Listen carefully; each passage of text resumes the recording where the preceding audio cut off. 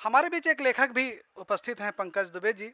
BBC London में पत्रकार रह चुके हैं, आज तक में चैनल 7 में रह चुके हैं और वे सम व्हाट ए लूज़र लूज़र कही का नाम की पुस्तक के लेखक हैं। बहुत लोकप्रिय पुस्तक है, उस पर फिल्म भी बन रही है। हम उनसे जानना चाहते हैं कि वे एक लेखक की हैसियत से, एक मीडिया कर्मी की हैसियत से इन संबंधों को कहाँ तौलते हैं, कहाँ देखते हैं, कहाँ पाते हैं।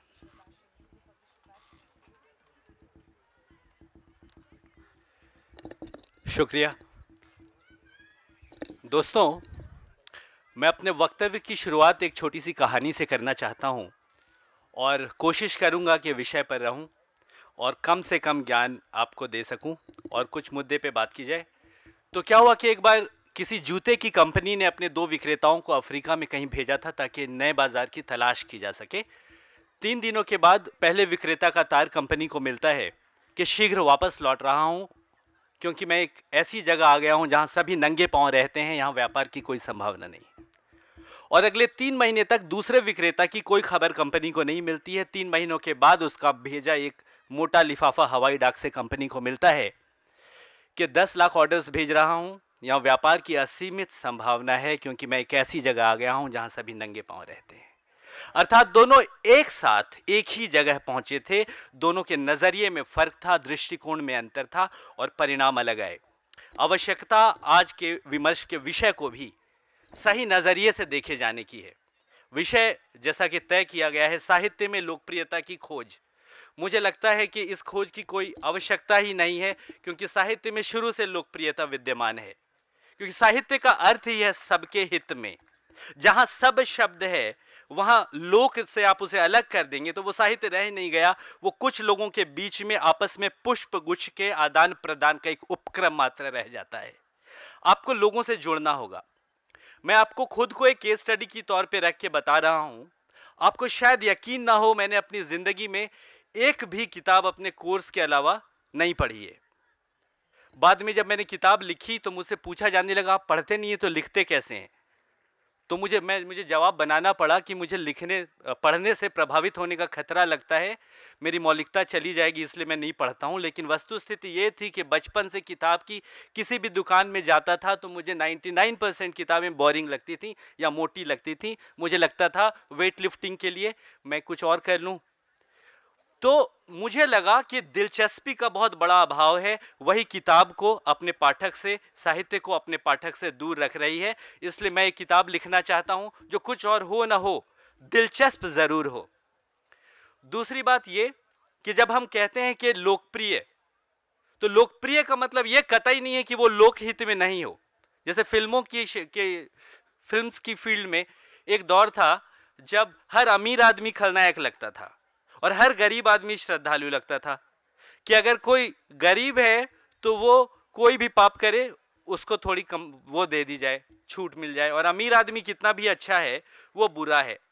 तो इस उदाहरण से मैं ऐसे जोड़ रहा हूं कि कुछ भी अगर लोकप्रिय है तो वो सतही हो ये भी नहीं कह सकते, क्योंकि हमारे सामने कबीर, तुलसी, नागार्जुन सबके उदाहरण हैं। मौजूदा समय में भी कई लोग सब्सटैंशियल चीज़ें लिख के पॉपुलर हो रहे हैं। तो मुझे लगता है कि ये जो ज्ञान का आतंक है, वो साहित्य में जो लोकप्रियता की कहीं कहीं आप लोग कमी देखते हैं, वो ज्ञान के आतंक की वजह से है। इसलिए मैंने हर फॉर्म ऑफ नॉलेज का विरोध करना शुरू कर दिया। मैंने हर तरह के ज्ञान का विरोध करना शुरू कर दिया। मुझे लगा कि मुझे जो ज्ञान चाहिए वो तो गूगल बाबा है ही देने के लिए। और मैंने अपनी पूरी कैंपेनिंग इमेजिनेशन, कल्पना के फेवर में लगानी शुरू कर दी कि अगर हम कल्पनाशील हैं या अपनी राइटिंग से लोगों को, बच्चों को, युवाओं को कल्पनाशील बना सकते हैं तो फिर नया सृजन संभव है। ज्ञानी बाबा बहुत सारे हैं, और गूगल बाबा से ज्ञानी कौन है? उनसे साइंस एंड टेक्नोलॉजी पूछ लीजिए, या आप फाइनेंस की बातें पूछ लीजिए, या आप तमाम राग, द्वेष और तमाम जो भी विषय आपके दिमाग में आप कल्पना कर सकते हैं पूछ लीजिए, सब कुछ इंफॉर्मेशन है उधर। तो मेरा कहना है कि आज साहित्य पहले की अपेक्षा काफ़ी पॉपुलर हो रहा है, लोकप्रिय हो रहा है, क्योंकि उसकी एक सबसे बड़ी वजह यह भी है कि अब का मिडिल क्लास बहुत बड़ा हो गया है, और जो मिडिल क्लास में अपने ऊपर खुद पर आश्रित लोग काफ़ी ज़्यादा संख्या में हो गए हैं, युवा खुद सेल्फ डिपेंडेंट हो गए हैं, उनकी परचेजिंग पावर बढ़ गई है। और आज हनी सिंह के जो गाने भी पॉपुलर हो गए हैं, तो हनी सिंह के गाने इसलिए भी पॉपुलर हो गए हैं क्योंकि उसने उन लोगों के मर्म को छुआ है जिनकी जेब में पैसे हैं, खर्चने को पब है, लेकिन उनके पास फलसफा बेशक नहीं है। तो अगर अभी कोई ऐसा साहित्य आए जो हनी सिंह को पॉपुलर बनाने वाले युवाओं और बच्चों को एक फलसफा भी दे दे, एक जिंदगी का मतलब भी दे दे, तमाम विषयों पे एक टेक भी दे दे, तो मैं बोलता हूँ उससे बड़ा ब्लॉकबस्टर तो कोई साहित्यकार हो ही नहीं सकता। और ज़रूरी नहीं है कि वो सतही हो, वो लोकहित में ना हो। तो लोकप्रिय और लोकहित दोनों, लोकप्रियता और लोकहित दोनों बातों का संतुलन हो सकता है। अभी कई लोग बातें कर रहे थे कि छप नहीं पा रहे हैं, जिनका प्रभाव है वही छपते हैं। मैं तो मानता हूं कि छपना आपका कोई उस तरह का अधिकार नहीं है कि आपका मतलब राइट टू इक्वालिटी जैसी बात कि छपने का अधिकार है। अगर आप कूड़ा लिखेंगे आप नहीं छपेंगे, प्रकाशक आपको तब छापेगा जब लोग आपको पढ़ना पसंद करेंगे। तो वहां पे कितना इंटरेस्टिंग और कितना रेलेवेंट आप लिख पाते हैं वो जरूरी है। अगर एक वाक्य है कि ये सब कुछ यूनिवर्सल है या ये सारी बातें दुनिया भर में विद्यमान है, उसको मैं ऐसे कहूं कि सार्वभौमिक सार्वकालिक सत्य की प्रतीति कराने वाले वर्तमान विषय में व्याप्त विचारों के गंभीर्य को देखते हुए नोबडी विल रीड दिस, कोई नहीं पढ़ेगा, सारे युवा भाग जाएंगे। यू हैव टू कनेक्ट, आप कैसे जुड़ते हैं, कैसे जोड़ते हैं, कैसे उन चीज़ों को तोड़ते हैं जो अब रेलेवेंट नहीं है, जो चीज़ें और ग्रो हो सकती हैं। तो मुझे लगता है ये दौर है युवाओं को जोड़ने का साहित्य से, और उसके लिए ये तब संभव है जब हम उनकी भाषा में जाएंगे, हम अपनी फीलिंग्स को आज की शब्दावली में जोड़ पाएंगे और लिख पाएंगे। और आज की जो व्हाट्सएप जनरेशन है, क्योंकि हमारे जो लेखक की ग्रोथ है उससे ज़्यादा फास्ट आज के रीडर की ग्रोथ है हिंदी में भी। वो हे ब्रो व्हाट्सएप मोड पे चला गया है, आप अभी तक वेदना में एक शक्ति है जो दृष्टि देती है में अटके हुए हैं। With due respect to all, वो सब कुछ ठीक है, हमारे गार्जियन की बात है, आज उसको कैसे रेलेवेंट बनाते हैं।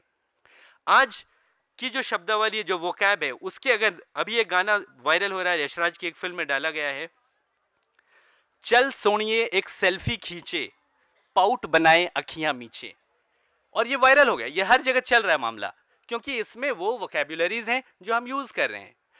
मेरे कुछ दोस्त न्यू मीडिया को आवारा मीडिया भी बोलते हैं। मैं मानता हूं कि उसने सशक्तिकरण, हर आदमी को एक अखबार का संपादक बनाया है ऑनलाइन। तो न्यू मीडिया के प्रचार प्रसार से भी काफ़ी चीज़ें हो रही हैं। तो ये तमाम चीज़ों को मैं बहुत पॉजिटिवली देखता हूं, और मेरा मानना है कि साहित्य में लोकप्रियता की खोज करने की आवश्यकता नहीं है, अपने नज़रिए को बदलने की ज़रूरत है, अपने आप को कंटेम्परराइज करने की ज़रूरत है कि कैसे हम अभी प्रासंगिक हों और रेलेवेंट हो सकें। मुझे पता है मैं भी बैठा होता हूं जब, और कोई बहुत ज़्यादा बोलता है तो मुझे लगता है ख़त्म कीजिए, ऐसा लग रहा होगा, और प्रश्न आमंत्रित होंगे, इसके बाद बातचीत और होगी। और वैसे भी अनौपचारिक रूप से भी आपको अगर कोई बातचीत करनी हो बात कीजिए, नहीं तो carryonpd@gmail.com पे मेल कीजिए। शुक्रिया।